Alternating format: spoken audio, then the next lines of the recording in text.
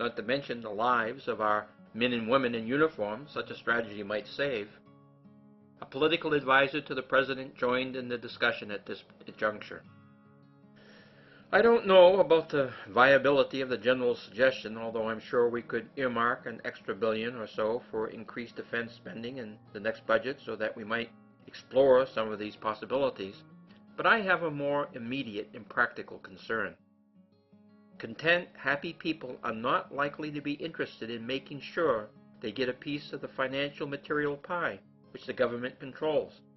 And therefore, if this happiness outbreak were to become an epidemic, we would be looking at a substantial shortfall in future campaign contributions. Shaking a finger at the people sitting around the table, he added, "Ladies and gentlemen, I don't need to spell out for you what that might mean for all of our careers in public service. People who do not depend on their government representatives for pork barrel kickbacks, or for political favors, or for help in being happy, or for making sure that things are run in accordance with their biases and prejudice, well, why would these people want to give us any campaign money?" Grunts and groans of agreement were heard around the table. This was a real crisis. The Secretary of Defense said, "Madam President, should we raise the DEFCON level in response to this situation?" The President reflected on the Defense Secretary's suggestion and remarked, "Let's hold off on that for the moment, Mr. Secretary. Before making that call, I would like to hear from some of the other people around the table." She looked over at the head of the FEMA and said, "Dorothy, do you have anything to add to the discussion?" The person in charge of the Federal Emergency Management Agency thought for a moment, trying to collect herself. She began with, "As you might expect, Madam President, a happiness epidemic is not something for which we have drawn up any contingency plans. I'm sorry to say that we may have dropped the ball on this one." She paused for a moment, and then, turning to the Chief of Staff, she asked, "Do we have any hazmat data on this? Has anyone tested the water in these affected regions for contaminants, or have there been any spills of hazardous waste which might account for this anomalous happiness behavior? Maybe what we are dealing with here is a new, very subtle form of bioterrorism. Didn't you allude to something of this sort when you first began laying this thing out for us, Bob?" The Chief of Staff shook his head affirmatively. "Yes, that's right, Dorothy. We have managed to place some undercover people in a few of the affected areas, and while the early reports indicate that something strange is going on, unfortunately, several of these agents have gone native on us and have resigned their positions. Apparently, peace, contentment, and happiness have become more important to them than being patriotic and observing their duty." Bob leaned back and looked towards the far end of his side of the table. He said, "I believe the NSA has been involved in the investigation of the situation, so perhaps Dr. Davis, as acting director, you could shed some light on this matter." Dr. Davis started slowly.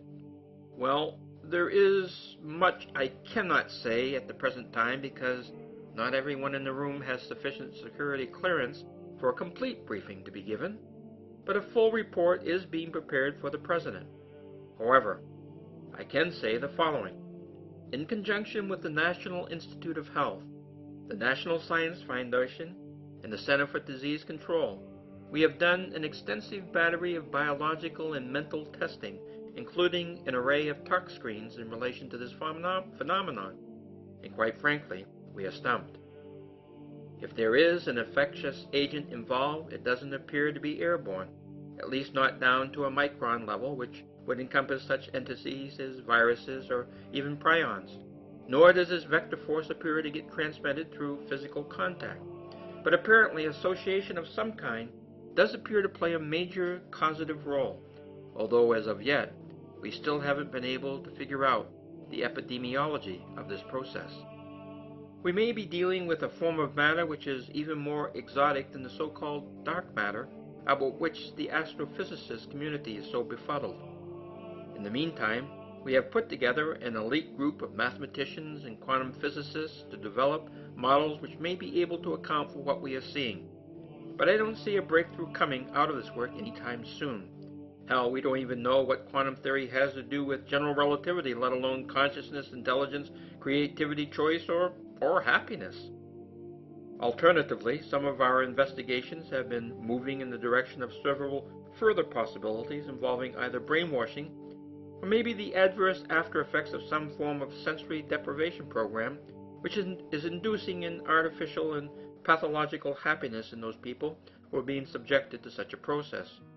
We are pursuing a number of hypotheses in this regard, but at this point we are really not ready to make any final recommendations. Finally, our cryptologists have been studying some documents which have been found at or near the epicenter of these possible contagious outbreaks. We feel fairly certain there is an elaborate system of code which is somehow connected to this whole thing, possibly part of a psychological environment which might induce an unusual state of suggestibility. In any event, using an algorithm consisting of certain prime numbers, we have been able to establish the presence of a variety of keywords and phrases such as love, friendship, kindness, generosity, forgiveness, patience, compassion, empathy, honesty, sincerity, self-realization, the essential self, and so on in the documents we have found. But so far, we don't know how all of these pieces of the puzzle fit together. The director of the NSA looked around the table somewhat wearily and concluded with, "This is all I can say under the circumstances, Madam President. I'm sure you understand the reasons for my reticence." The President's face remained impassive and inscrutable as she listened to the director of the NSA. When he had finished, she said, gently to the people assembled, "Anything else I should consider?" Her press secretary said, "Madam President, already I'm coming under some aggressive questioning from a number of nationally recognized correspondents and columnists. Somehow they have caught wind of the fact that something is going on in relation to a wave of happiness, peace, and contentment that seems to be sweeping selected, though currently restricted areas of the country, and that this phenomenon, whatever its nature, appears to carry ramifications for the economy, national security, and the political stability of the country. I don't know how much longer I can keep them at bay. I think we need a cover story of some sort. Maybe we could float the idea of a chemical spill which causes hallucinations and manic behavior." The head of the Environmental Protection Agency chimed in with, "No, I don't think that's a good idea. We would have the environmentalists all over us wanting to know why we hadn't taken precautions to protect the public from such toxic chemicals. Moreover, they would want specific information on the chemical nature of the compound and who was manufacturing it and why." As they were all thinking about the exchange between the head of the EPA and the press secretary, one of the people near the end of the table opposite the President raised her hand for recognition. When the President encouraged her to speak, she said, "My name is Dr. Janice Holt. I'm with the National Institute of Health. I do research in neurobiochemistry with special emphasis on the role which various neurotransmitters play in mental disorders. With respect to the press secretary's concerns for a cover story, why don't we just say, for the time being, that there is a newly discovered mental aberration which may be due to some sort of genetically transmitted problem affecting the formation of neurotransmitters in the frontal cortex of the brain, and we are studying the problem. We could say that the happiness outbreak appears to be related to certain kinds of bipolar disorders but requires further study. Such an announcement will buy you time, Madam President, until you know what you are dealing with. Maybe the press secretary could make an announcement concerning the formation of some foundation that is seeking to protect the mental health of the general public, and the announcement about the foundation is being used to simultaneously publicize the President's concern with the happiness outbreak issue." When the women from the NIH was done, one of the President's political advisors said, "I like this idea. It is proactive. It puts you, Madam President, in a good light as a caring occupant of the Oval Office. It gives us plausible deniability because no one in the public knows squat about neurobiochemistry anyway, and therefore they will have a hard time poking holes in what we are claiming. Maybe we could bring some people in from the pharmaceutical industry to participate in the studies conducted through the proposed foundation and thereby pay back a few political IOUs. It seems like a win-win-win situation, Madam President." "Furthermore," added the Chief of Staff, "if any of this happiness outbreak begins to spread in an alarming fashion or becomes too problematic, we can always hospitalize these individuals who are in the throes of too much peace, contentment, and happiness in order to protect them against themselves as well as to promote the general welfare of the public, which, nodding to the Attorney General, as you have pointed out, is entirely constitutional, so we will be able to keep the civil liberties people off our backs. The President smiled agreeably with the way things were working out.